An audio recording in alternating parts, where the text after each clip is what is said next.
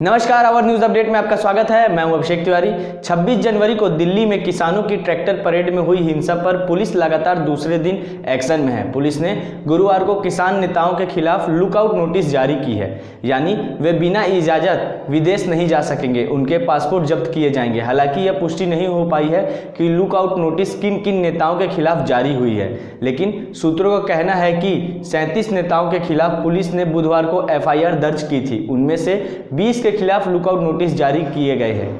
किसान नेता युद्धवीर सिंह ने हिंसा की घटनाओं पर माफी मांगते हुए कहा कि गणतंत्र दिवस के दिन जो हुआ वो शर्मनाक है। किसानों की ट्रैक्टर रैली के दौरान गणतंत्र दिवस के मौके पर राष्ट्रीय राजधानी दिल्ली में लाल किले पर धार्मिक झंडा लगाने के आरोपी व्यक्ति के परिवार ने कहा कि वह निर्दोष है, क्योंकि वह अपने साथी के कहने के बाद झंडे के खंभे पर चढ़ा था। मेहल सिंह ने बताया कि उनका पोता गुजरात केंद्र सरकार के 3 कृषि कानूनों के खिलाफ किसानों के एक समूह में उनके साथ आंदोलन में तथा ट्रैक्टर रैली में शामिल होने के लिए दिल्ली सीमा पर गया था।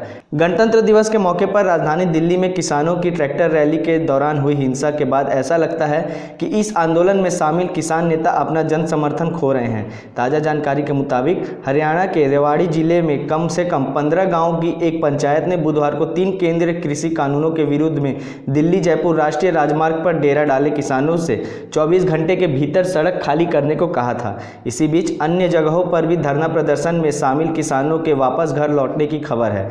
जानकारी के मुताबिक लाल किले पर हुई हिंसा के बाद हरियाणा में विरोध कर रहे किसान बुधवार को अपना समर्थन खोते दिखे। रेवाड़ी जिले में कम से कम 15 गाँव की एक पंचायत ने बुधवार को 3 केंद्रीय कृषि कानूनों के विरोध में दिल्ली जयपुर राष्ट्रीय राजमार्ग पर डेरा डाले किसानों से 24 घंटे के भीतर सड़क खाली करने को कहा गया था। पुलिस ने बताया कि 3 जनवरी से जयपुर दिल्ली राजमार्ग पर रेवाड़ी में धरना दे रहे किसानों ने बुधवार शाम तक वह स्थान खाली कर दिया था। छत्तीसगढ़ में पदोन्नति और अन्य पिछड़ा वर्ग को आरक्षण दिए जाने के मामले में हाई कोर्ट ने राज्य सरकार को 1 माह का समय दिया है। राज्य सरकार पूरा डाटा कलेक्ट कर अपनी रिपोर्ट कोर्ट में प्रस्तुत करेगी।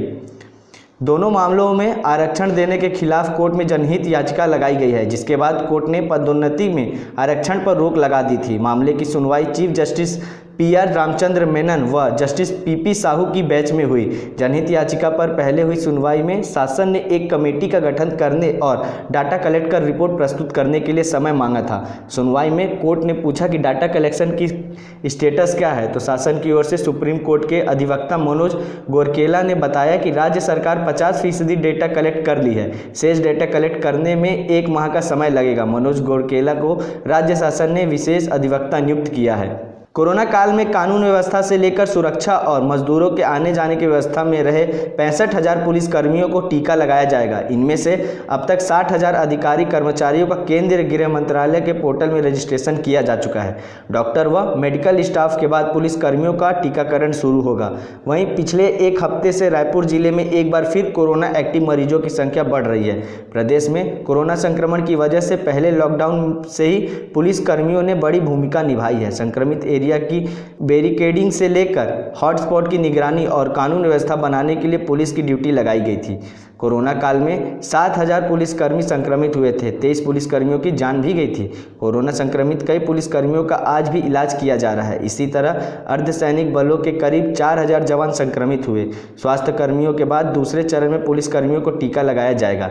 इसके लिए पुलिस मुख्यालय को नोडल बनाया गया है। जिलों से जो जानकारी भेजी गई थी उसमें से 60,000 का पोर्टल में रजिस्ट्रेशन किया जा चुका है। इनमें DGP DM अवस्थी से लेकर थाने के पदस्थ आरक्षक तक शामिल हैं। छत्तीसगढ़ में 1 दर्जन नगरीय निकायों में दिसंबर 2020 में प्रस्तावित चुनाव नहीं हो पाए। अब जून महीने तक चुनाव कराने की तैयारी की जा रही है। बिरगांव नगर निगम के लिए आज वार्डों में आरक्षण की प्रक्रिया शुरू हुई है।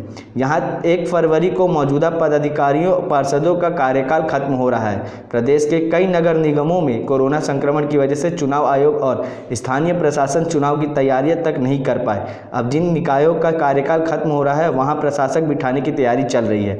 राज्य सरकार ने जामुल नगर पालिका और कोंटा नगर पंचायत में प्रशासकों की नियुक्ति कर दी है। दुर्ग के SDM को नगर पालिका परिषद जामुल का प्रशासक बनाया गया है।